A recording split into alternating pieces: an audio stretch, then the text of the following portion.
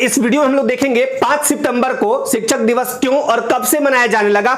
National teachers day 5 सितंबर को होता है, लेकिन इंटरनेशनल टीचर्स डे किस डेट को और वो कब से मनाया जाता है इस वीडियो में बताऊंगा। साथ ही साथ डॉक्टर सर्वपल्ली राधाकृष्णन जो जन्म लिए 5 सितंबर 1888 आंध्र प्रदेश के तिरुतनी नामक एक छोटे से गांव में गरीब साधारण तेलुगु ब्राह्मण परिवार में कैसे इन्होंने कठिनाइयों को झेला, कैसे ये भारत के प्रख्यात दर्शन शास्त्री यानी फिलोसोफर बने और एक प्रख्यात शिक्षाविद, शिक्षा के क्षेत्र में अमूल्य योगदान रहा, असाधारण योगदान के लिए इनको भारत सरकार ने 1954 में भारत रत्न देश का सर्वोच्च सम्मान से नवाजा। लेकिन आगे बढ़ने से पहले आप समस्त शिक्षक गणों को, समस्त भारतवासियों को, आप सभी छात्र छात्राओं को शिक्षक दिवस की हार्दिक हार्दिक शुभकामनाएं और ढेरों बधाइयां।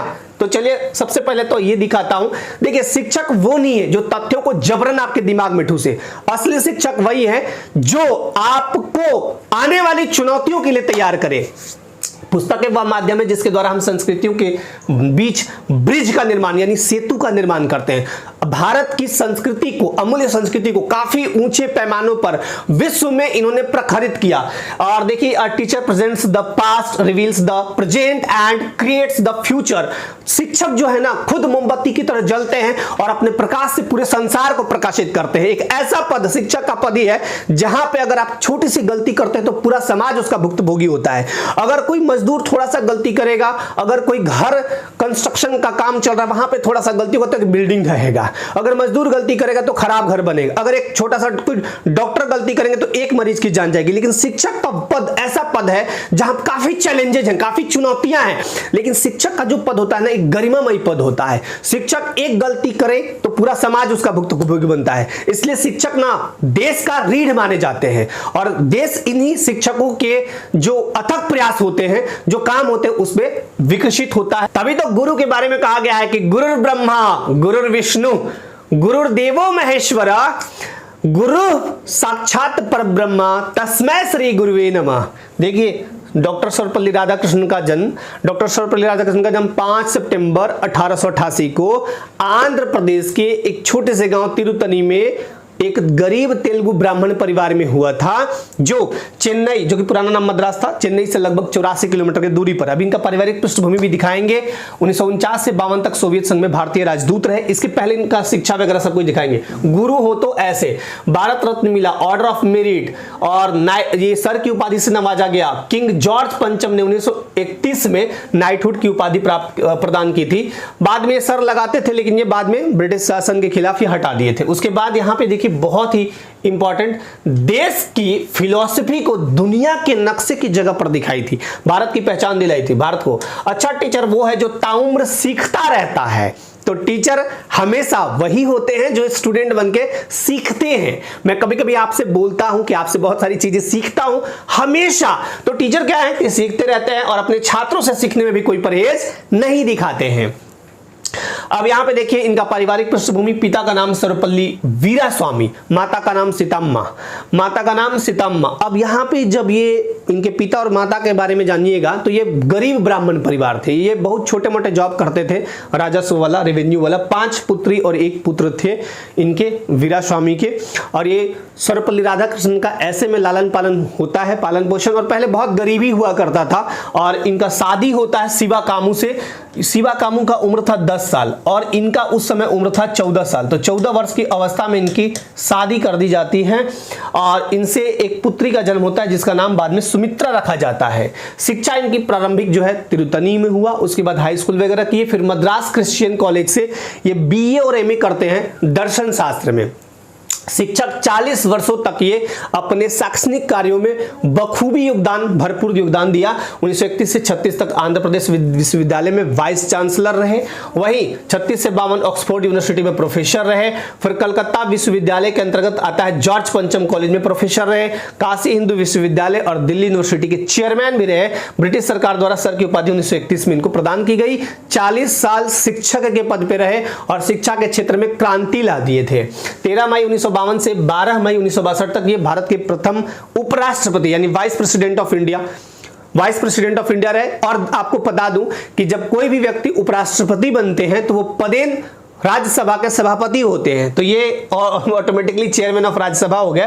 और 13 मई 1962 से 13 मई 1967 तक ये हमारे देश के दूसरे राष्ट्रपति रहे। पहले कौन थे?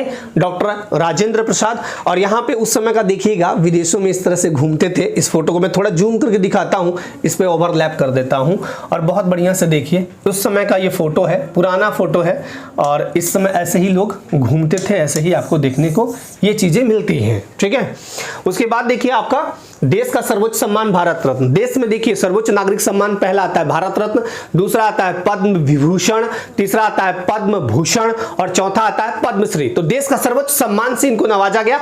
और 2 जनवरी 1954 को देश में 3 दिग्गजों को यह भारत रत्न पुरस्कार से सम्मानित किया गया था। शिक्षा और दर्शन शास्त्र में असाधारण योगदान हेतु 1954 में भारत रत्न पुरस्कार मिला। ये भारतीय संस्कृति के संवाहक थे और प्रख्यात शिक्षाविद, महान दार्शनिक तथा राजनीतिज्ञ थे। यहां पे देखिए doctor Sarvepalli Radhakrishnan was born on 5 सितंबर 1888 in Tamil Nadu, India.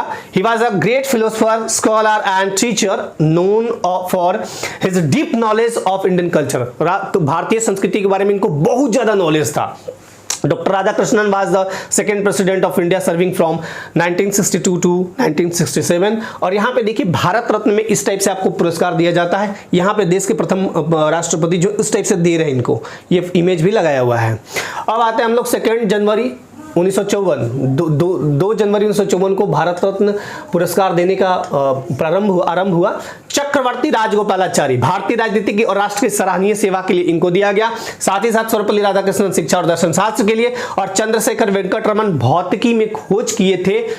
Raman प्रभाव, रमन इफेक्ट के लिए इनको दिया गया। अभी आपको बताऊंगा कि शिक्षक दिवस हम लोग क्यों मनाते हैं, लेकिन वहां पे देखिए 1954 से वर्तमान तक सर्वपल्ली राधाकृष्णन, चक्रवर्ती राजगोपालाचारी और वेंकट रमन, ये तीनों को 1954 में, और यहां पे आप लिस्टिंग देख सकते हैं 1954 से लेके 2024 तक जो भी भारत रत्न पुरस्कार से सम्मानित हुए। इसमें सचिन तेंदुलकर को भी मिला है 2014 में, अटल बिहारी वाजपेयी को 2015 में और 2024 में लाल कृष्ण आडवाणी।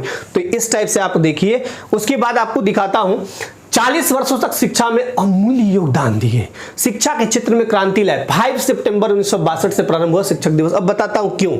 ये जब पढ़ाते थे ना तो इतना मतलब सब्जेक्ट को इतना इंटरेस्टिंग बनाते थे कि लोगों को समझ में भार नहीं लगता था, और दूरगामी सोच रखते थे। दरअसल फिलोसोफर वैसे भी थे, दूरगामी सोच रखते थे। हर एक स्टूडेंट को आने वाली चुनौतियों के लिए तैयार करते थे, कभी बोझिल नहीं। और शिक्षक का मतलब क्या है कि अपने आप को खुद जला दे और दूसरों को वो प्रकाशित करे, प्रकाशमान करे। शिक्षक वो मतलब शिक्षक का ऐसा पद है ना जो खुद अब विद्यार्थियों के लिए जलते हैं, अपने आप को मोमबत्ती जैसा बना देते हैं और प्रकाशमान कर देते हैं। तो इस टाइप का गुण भरपूर था इनमें। तो जब हर साल इनका जन्मदिन मनता था, तो 5 सितंबर 1962 को जब ये प्रेसिडेंट बन गए थे, तो 5 सितंबर 1962 को वो टाइम आया। 5 सितंबर 1962 को इनके कुछ मित्र, कुछ चाहने वाले और कुछ पुराने छात्र आए मिलने। भाई सर, हम लोग आपका चाह रहे हैं कि बर्थडे मनाएं, बर्थडे सेलिब्रेट करें। तो ये बोले कि हमारे सम्मान में अगर आप लोग इतना ही करना चाहते हैं तो इसी डेट को 5 सितंबर को प्रतिवर्ष शिक्षक दिवस के रूप में मनाइए। मुझे भी खुशी होगी, मुझे भी आत्मसंतुष्टि होगी, बहुत अच्छा लगेगा हमें।